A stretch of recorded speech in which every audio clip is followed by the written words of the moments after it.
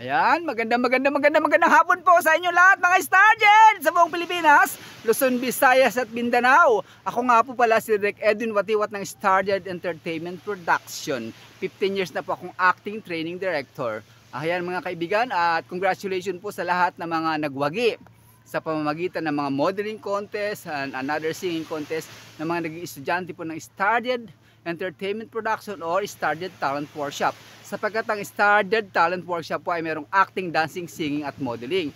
Pero po ngayon po ay magkakaroon po tayo ng grand opening at ang lahat po na mag-enroll sa unang batch ay bibigyan ko po ng scholarship ang first 30 students. Kaya magpa-receive na po ang mga gustong mag-join sa Stargen sapagkat dito po ay lifetime membership lamang po ang binabayaran. Lifetime ka na po magwo-workshop ng acting, dancing, sing at modeling sapagkat kailangan namin maging hataw, maging halimaw sa larangan ng acting, dancing, sing at modeling. Luzon, Visayas at Mindanao, Stargen, abangan nyo po. Magkakaroon po tayo ng mga mall show, fashion show sa lahat ng mga mall sa buong Pilipinas. Ayan po, panoorin nyo po sa YouTube, meron po doon Stargen Fashion Show.